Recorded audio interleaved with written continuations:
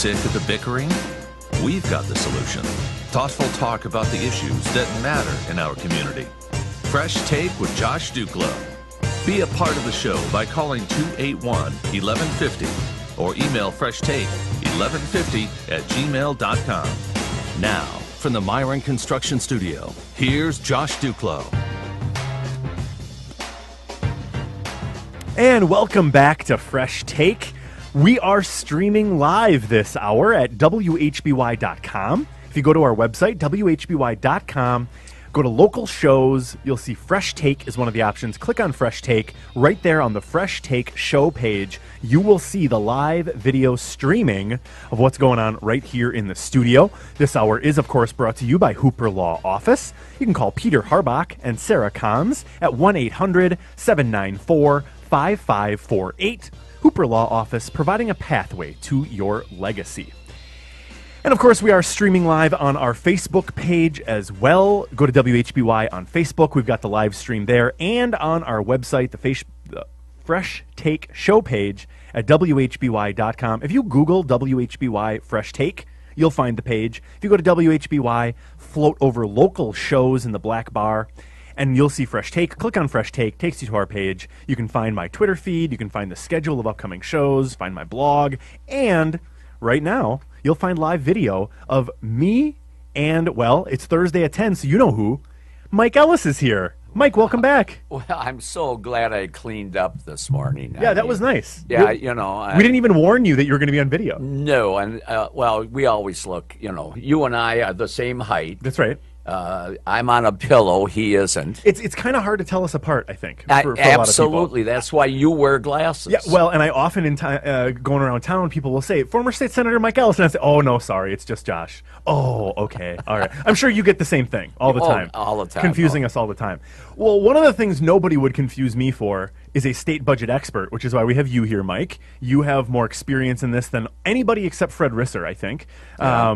And you know what? We were looking this up yesterday. Yeah. Fred Risser, do you know when he was elected? 1954. Yes! Yeah, I know. Of course you know. Of course you know.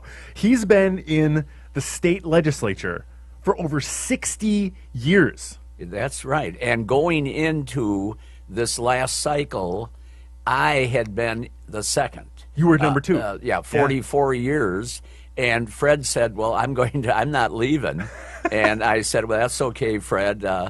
You just stay where you are. You've done a great job. His father also was a state senator dating back to the 1930s. Wow. So Risser's father was very prominent in the 30s and 40s. Fred got elected to the state assembly in 1954. So if you really want to put it all together, there's been a Risser in the legislature for 70, 80 years. It's amazing. Unbelievable. And he's still sharp as heck. Yeah, that's fantastic. Well, we were doing a little bit of research yesterday about a question, and that topic came up, so we were wondering about that. Nice little background there. But what is currently I think it's an urgent need. I don't know if you would use the word urgent, but our budget is overdue, Mike. Now, we talked last week that the world wasn't going to come to an end. No. Sky wouldn't be falling as of July 1st if we didn't have the budget, and that's proven true. We don't have to worry about the government coming to a shutdown, but we are overdue for a budget.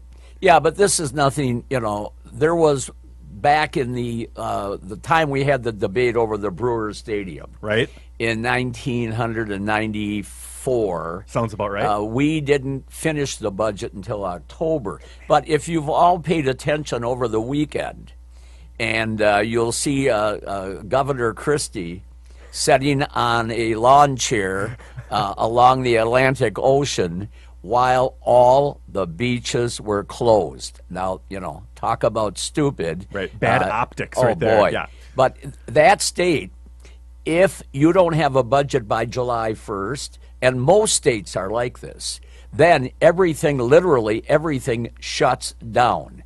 There are no people to let you into the state parks or to the beaches, but Wisconsin doesn't work that way. We have a budget from 15 to 17. That's the cycle we're in right now. Right. That amount of money and that budget item does not expire on July 1st, even though July 1st, for those that aren't familiar, our fiscal year begins on July 1st and it runs through June 30th of next year, and we have a 2-year budget. So then the second year starts July. But in Wisconsin, our budget continues as is. So all the programs, all the services you're getting right now are being funded at the level they were in the 15-17 budget.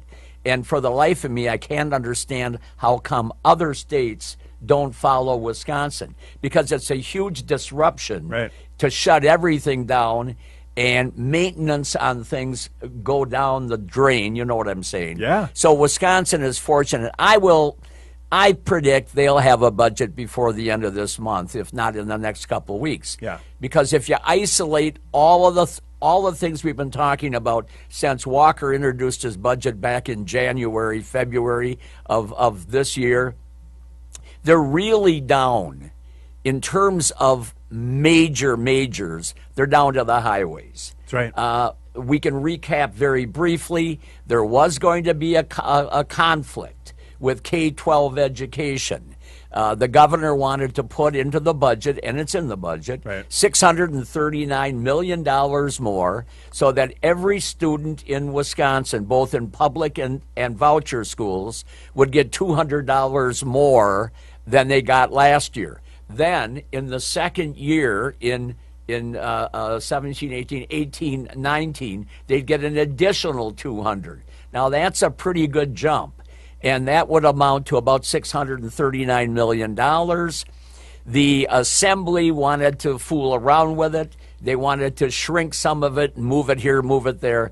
To make a long story short, 95% of what Walker suggested, and that money would not go out under the equalization aid formula. It would go out as a direct block grant. Every kid in Menasha, every kid in Appleton, everybody in Kimberly, they'd all get the $200. That is outside of the massive equalization aid formula, which we don't want to crawl into the fog and go over. Right, but suffice it to say, this conflict has been resolved. The K-12 funding issue is basically settled, leaving one major nut to crack, and that's transportation funding. Yeah, and the transportation thing, I just don't see. I don't see right now a solution to it, because Walker wanted to borrow $500 million more, and we've talked about this in the past. The bulk of that money will be paid for by transportation-related bonding.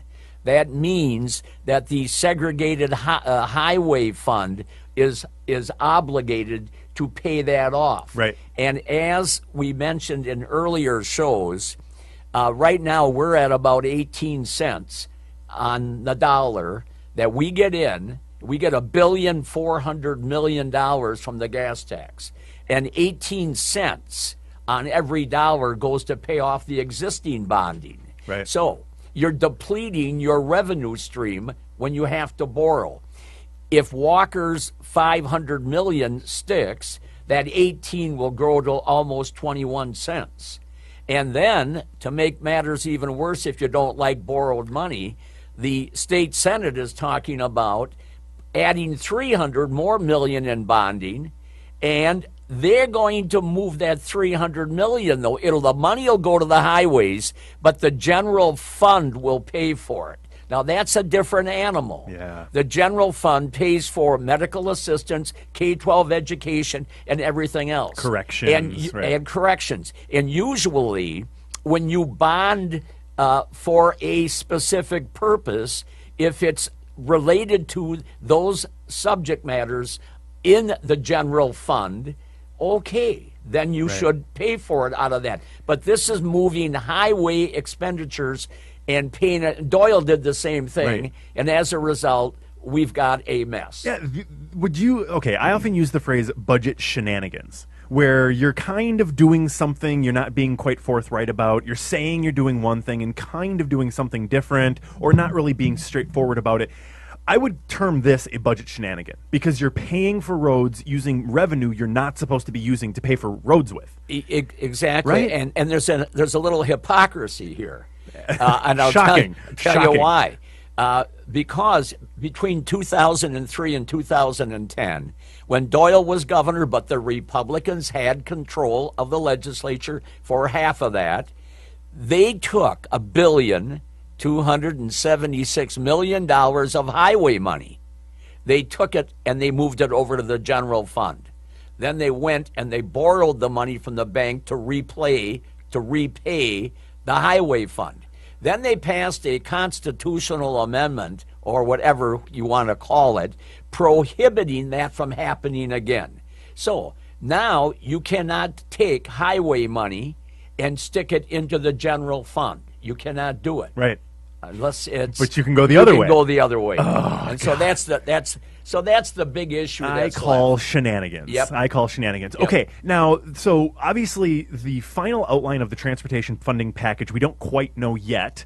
Things like gas tax, heavy vehicle fees are still on the table as part of discussion. We don't quite know what that mix is going to look like, but in the end, as with every state budget, the governor gets the final word with the signature he applies after exercising a line item veto. Exactly. Do you think the legislature will be working with the governor ahead of time to make sure that he can accept the transportation compromise that they reach between Senate and Assembly? Or are they going to be worried about the legislature getting the votes they need and then worry about the governor, let him worry about that? I would think that would be the worst case scenario, because that will create bad blood for the rest of the for the next 2 years between the legislature and the governor. And in terms of the optics, it won't look good because you've got a Republican governor, you've got a Republican state Senate, you've got a Republican assembly. And if they want to pull one on Walker, he's going to stick it to him, and then you're going to have a civil war for 2 years. And the easiest way to lose control of the legislature is get a little bit too much of yourself between the ears and think you're too important. Right. The Democrats had everything from 2009 to 11. They had the governor, they had both houses. And as a result, they went nuts. I mean, they raised taxes on everything but the kitchen sink. Overreach, you're saying. They did too much. Overreached. Yep. And if we have a civil war going for the next 2 years because of that, that's not going to be good for that political party. Well, so I don't think that's going to happen. My last question for this segment, and maybe this is a quick one, is there any role for the Democrats right now? Is there anything they can or should be doing while we're trying to get to resolution on the budget? No, they just shouldn't do anything stupid, because when the Republicans were in the minority, we just sat back and lobbed spitballs at the Democrats. I mean, my God, they even had a thing in the 2009 budget that if Ernie Doms lives up the street from you and he wants to walk down and take care of Marie Ellis, who's on medical assistance, under that budget, Ernie Doms had to join a union to walk 2 doors.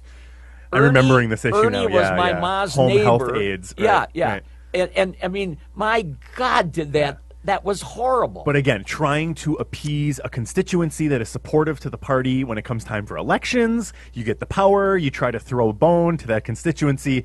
It doesn't always please the rest of the voters, and in time you get voted out of office. Yeah, I know. Do we have any? That's the point you're saying, though, right? That's they my reach point. too far. Yeah. But just to show you that it goes both ways, it's time the Republicans tell some of these big businesses who are constantly screaming about, oh, the taxes are too high, but give us more tax credits. Right. You know, tax credits are sold as a way to enhance the economy. You're right. Okay, encourage development. That's true. But you can't have it both ways. The trucking industry is going nuts right now because they don't want to pay 2.5 cents more a mile. But it's been determined that 68% of road wear and tear are coming from 245,000 trucks, heavy-duty trucks, licensed in Wisconsin. So they want to rip up the roads, and they want Ernie Doms and the guy down the street on Bond Street to pay for it. He knows more about the budget than I will ever hope to know. It's former State Senator Mike Ellis. We're going to be back with more with Mike. If you want to watch this segment with Mike, we're streaming live at WHBY.com on the Fresh Take Show page or on our Facebook page, WHBY's page on Facebook. Back with more with Mike. We're going to talk China and North Korea. We're going to talk 2018 elections, and we'll get his take on recently passed former State Senator Ted Cannabis. All of that to come on Fresh Take today with Mike Ellis on WHBY.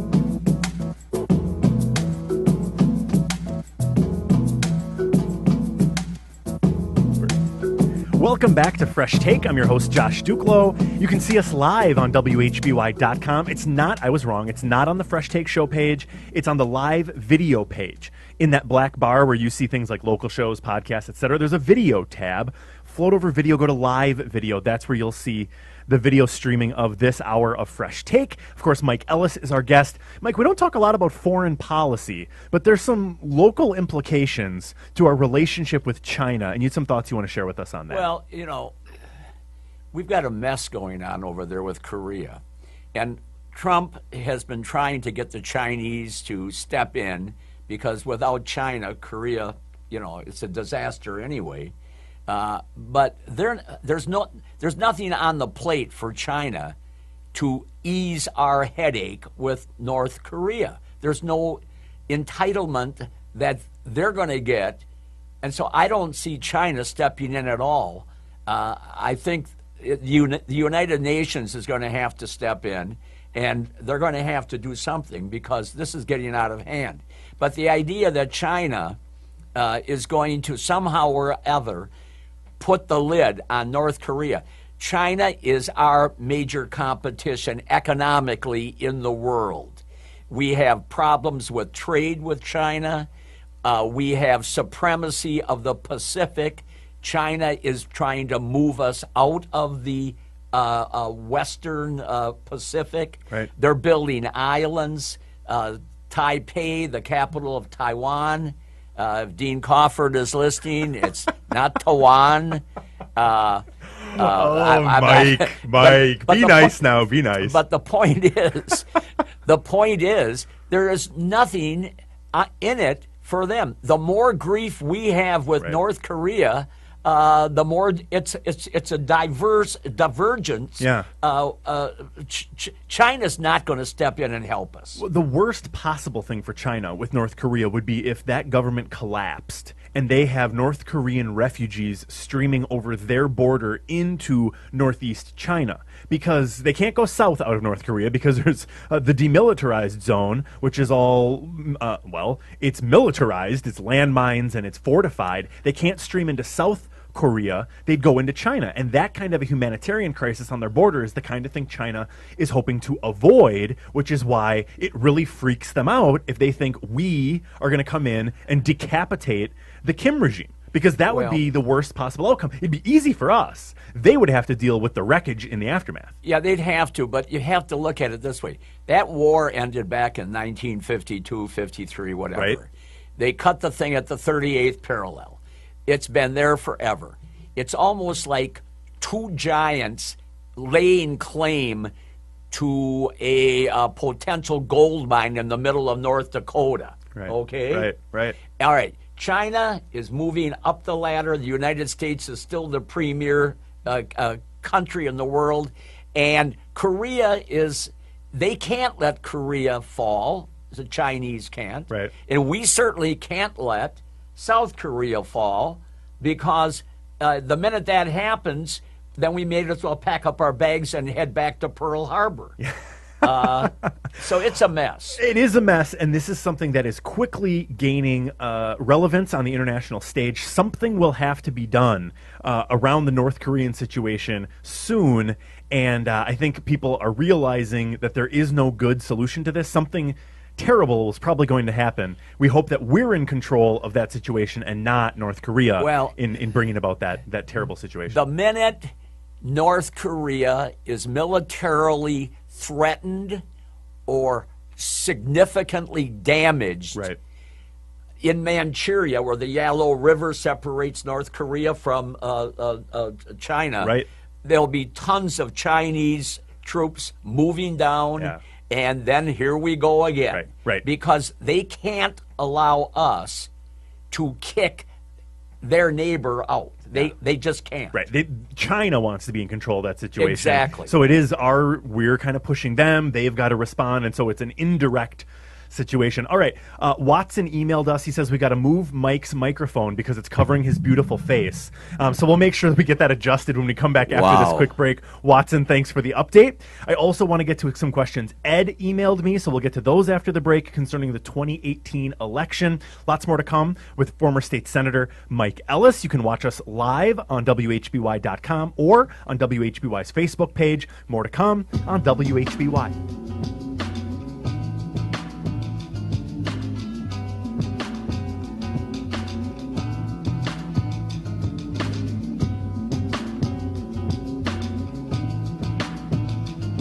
Welcome back to Fresh Take. I'm your host, Josh Duclo. We've got Mike Ellis in the Myron Construction Studio with us. This hour of Fresh Take brought to you by Hooper Law Office. Find them in their offices in Appleton, Green Bay, or Oshkosh, or find them online at hooperlawoffice.com. Hooper Law Office, providing a pathway to your legacy. We, of course, covered state budgets. We covered international affairs. Mike, what's left for us? It's the 2018 election, which still seems like forever from now, but it's going to be here faster than we know. And Ed sent me a great email just this morning, basically outlined all the topics we were going to talk about. Ed's clearly a regular listener. I love getting his emails. We'll start with this question. The fight for Tammy Baldwin's seat in the Senate is looming. Who do you see as the GOP possibilities? We had some news this week, or maybe it was last week, when Nicole Schneider made it official that she dropped out. She's not going to be running. So who's left, really, to take on Tammy Baldwin? Well, you've got Leah Vukmir, a state senator down in Milwaukee, but again, nobody out of Milwaukee knows who she is. Right. You've got possibly Scott Fitzgerald, who people do know. He's the current Senate majority leader. State Senate. But he'd have to, I believe, give up. I think he'd have to give up his seat in the state Senate to do it. You've got Hovde, who is a wealthy businessman, and he has run once before. That's right. He was in the primary that was eventually won by Tommy Thompson back in 2012. But to a large extent, when it comes to the U.S. Senate seat, and then you look at the governor's election in 18. Right. You've got the same dynamic going on. Right now, there is no one out there on the Democrat side that is as active or well-known that is going to challenge Scott Walker. Right. Let's move over to the other side of the fence. Right now, you can throw out all these names, and they're all yawners. Nobody, they know who Tammy Baldwin is because she beat Tommy Thompson. That's right. Which was a shock. Yes. 6 years ago, you know what I mean, or 4 years 2012, ago. 2012, yep. Yeah.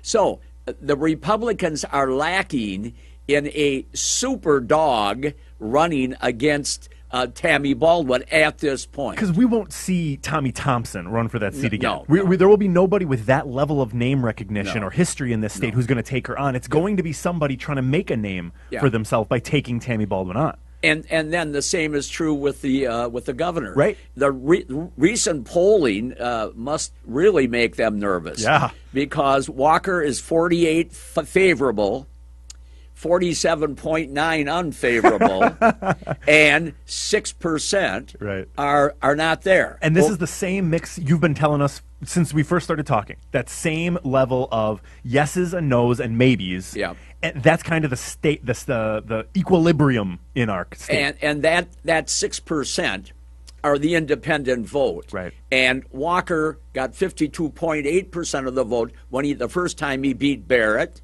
Then he was recalled, and he beat, I believe, Barrett again. Yes. That time it was 54%. Right. And then he ran against the bicycle lady. Mary Burke. Mary Burke. He got 54%. Yep. So what you've got in Wisconsin, you've got 48% of the people that are going to always vote for Walker and 47 or 48% that aren't. Right. And then you've got the 6. Right. And they swing this election. So I would say, to answer Ed's question, right now, if the elections were to be held, I would say both of them would probably get reelected. Yeah, there's just not a strong contender in either race No.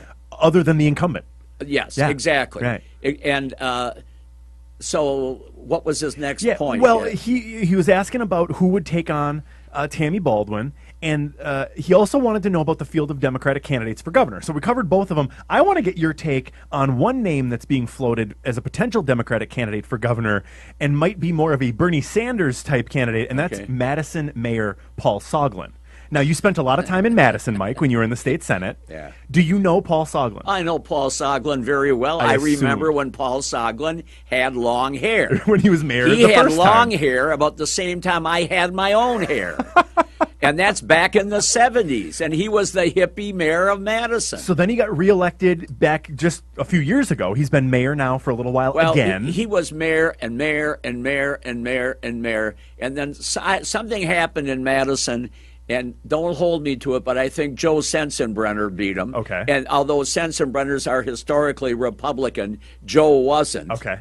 And he won, and then blah, blah, and now we're back to Paul Soglin. Right.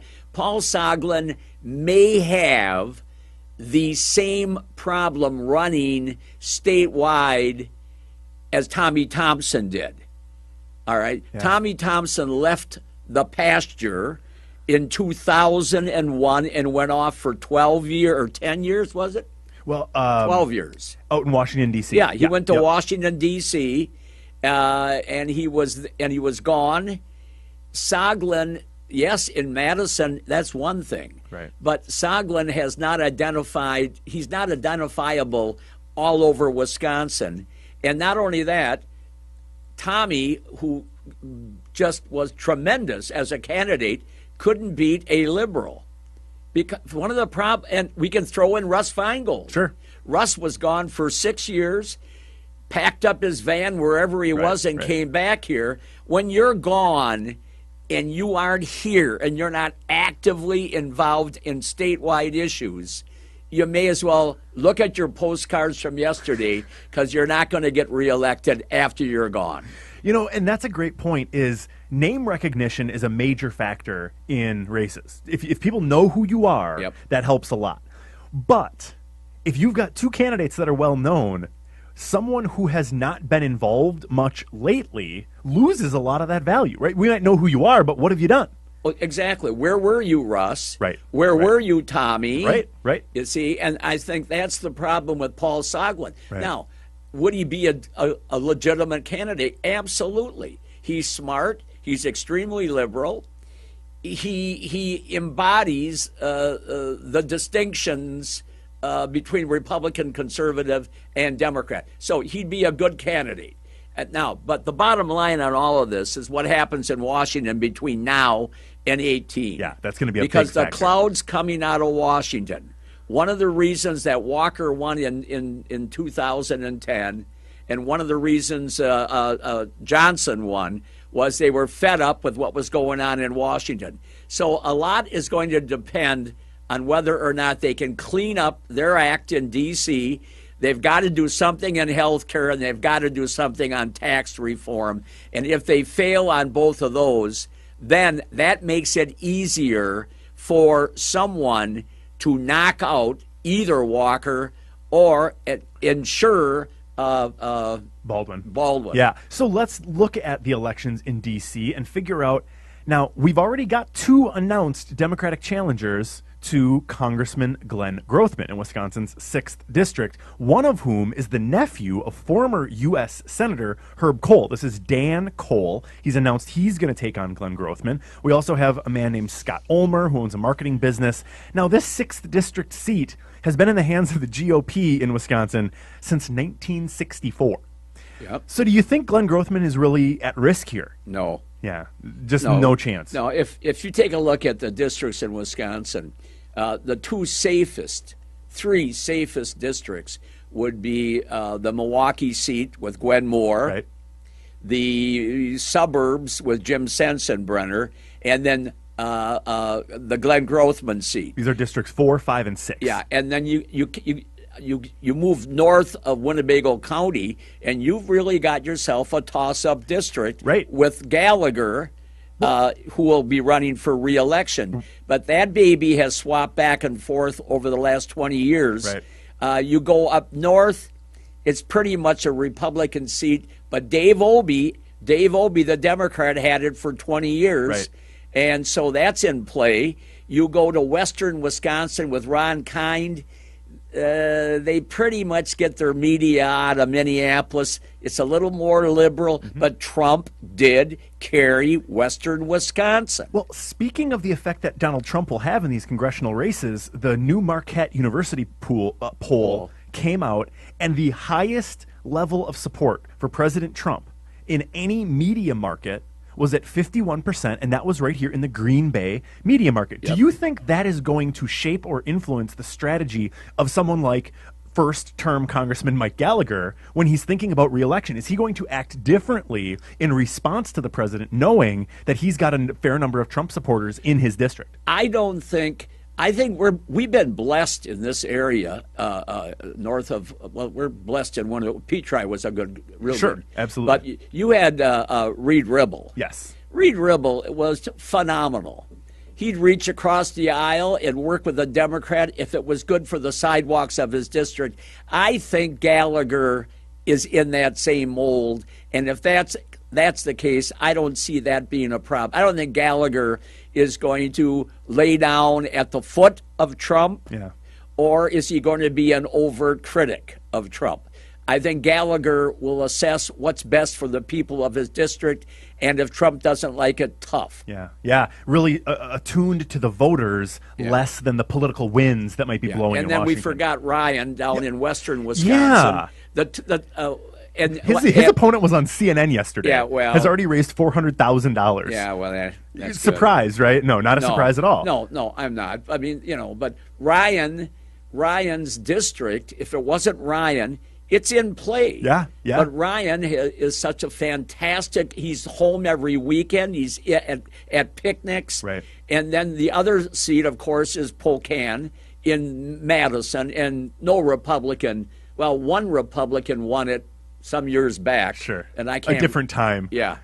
It's amazing how these districts tend to be so stable, but something like Dave Obey, right? He holds that northern Wisconsin District 7 for 20 years. Well, people like Dave Obey, right? Well, then he retires and you get somebody like Sean Duffy, who could be running for Congress for the next 20 years if he wants to. He's a young guy. Yep. He could have long-term aspirations on that seat. That could now be a Republican seat for 20 years. I think Wisconsin voters, more so than maybe other states, are more tuned into the person than the party in some of these places. And maybe that explains a little bit some of the Obama-Walker voters or the Obama-Trump voters. Outside of the major cities, there's people that they're just voting for the person they like less than just the party they're used to. I think that's true in almost every one of our districts except Madison and the inner city of Milwaukee. I don't see a Republican ever winning either of those. But the other districts, you're right. Yeah. They're absolutely correct. The right candidate could come along and maybe shift those things. But, all right, we've got to take our last break. If you've got a question for Mike Ellis, we invite your phone call. 281-1150 is the number, or toll-free 1-866-887-1150. Or you can email me, FreshTake1150@gmail.com. Ed, I'm not going to answer your question on the air. I will email you back. You had a question for me, and I'll be responding to that privately via email. But if you want to email me, FreshTake1150@gmail.com, taking your questions and comments, or call us 281-1150. You can watch us streaming live on WHBY.com, find our live video stream, or find us on Facebook, WHBY on Facebook, streaming live there as well. Back with our last block with Mike Ellis right after this. Don't go away. More to come on WHBY.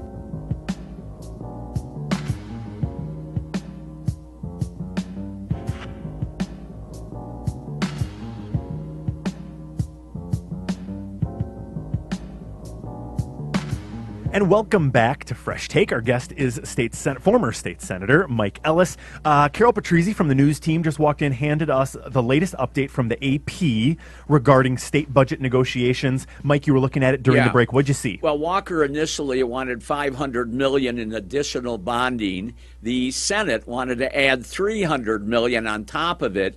What's just hot off the press, Walker has now reduced his 500 in borrowed money down to 300 in borrowed money. $300 million $300 million in borrowing, for transportation, which would be a giant step in terms of making peace with the Assembly, who wants to raise reoccurring revenue, and they were not in favor of 5. They certainly weren't in favor of 8. So it looks to me like there is movement. Now, if that's the case, if Walker is reducing that, he apparently is going to redirect what we call 90-10 money.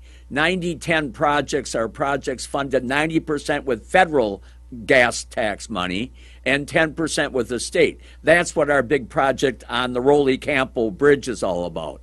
90-10. So there are a ton of those projects that are 90-10s that are in the pipeline to be done over the next 2 years.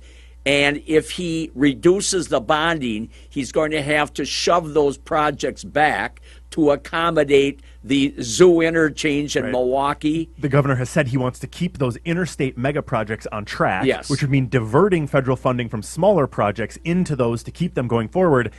Those smaller projects like perhaps the bypass around Hortonville. Right. I mean, I'm not going to say that that's going, but that's an example. Right. A project like that yes, could yes, be the sacrifice yes, that's made to get this bonding cut. Okay, so that's the latest news. We'll have more on that as it develops. I told you we try to bring you what we know as soon as we know it. But, Mike, the last thing I do want to talk about with you is the passing of a former colleague of yours, former state senator Ted Canavas. Tell us a little bit about your work with Ted Canavas. We were just shocked. We didn't even, I don't think any of us were aware that Ted was that ill. Ted became a state senator when Tommy left. He had 2 years left on his term, and he chose Margaret Farrell to become the lieutenant governor. She was the state senator. Ted Canavas was elected, and he stayed throughout that decade. And he was just one heck of a sharp guy. And he wasn't a right-winger or a left-winger. He was a reasonable person to deal with. And I just feel so bad. He was a credit not only to his family, to his children, but he was a credit to the state of Wisconsin. He was decent, and it's sad to see that he has passed at the age of 56. That was a shocker. Yeah. Do we have any time left? Yeah, we got about a minute and a half. Well, I want to just welcome my brother. Okay. Patrick Richard Ellis and his wife Sylvia are up here from Georgia, and he's a year younger than I am, and 6 inches and 50 pounds bigger than me. But, Dickie, we're so happy that you're up here, and you're going to be meeting with your friends that you went to high school with. They come up every year on July 3rd, this time frame, because back in 1937, my dad and mother got married in Appleton, and they were married for 48 years until Dad passed away. So all of the Ellis kids, 8 of them, they all come from Georgia, Omaha. My sister, who's a liberal. And you forgive her for that? Well, we let her come. She's a professor out in Taos, New Mexico. Okay. They're all in town right now, and what's amazing about it is they're there, their kids are there, and their kids' kids are there. So it looks like we should have rented a kindergarten school. You got the whole family together for a little family reunion. You do that every summer? Every year on the 3rd of July, they come in. Well, I hope while they're here, they are giving you a hand on the horse ranch, baling that hay. You get caught in the rain doing that. That's no good. Yesterday, I want to thank all 3 Green Bay stations for their accuracy. No rain till 5 o'clock yesterday. I'm watching news at noon, and I've got 20 acres of beautiful hay ready to go. It's all raked. I'm waiting for another hour. Look at the TV. Oh, my heavens. We got 1 wagon load done. So, the weathermen on BAY, FRV, GBA, the whole bunch, they really ought to run for politics. because, yes, elect me, I might cut your taxes, or I might raise your taxes. There's a 50% chance. There's a 50% chance I won't cheat you, but 60% chance there may be clouds. Good time for a reminder that those opinions expressed by Mike Ellis are those of Mr. Ellis alone and not those of WHBY, the host of this show, or Woodward Communications. WHBY, we love Anthony Dommel. There we go. That's Mike Ellis. Love to have him here. Hope you enjoyed not only hearing him, but seeing him on our live video stream. He'll be back again next week, and we'll be back again tomorrow. We're talking Mile of Music with Kurt Kempen before our week in review. Don't go away. The Good Neighbor is up next.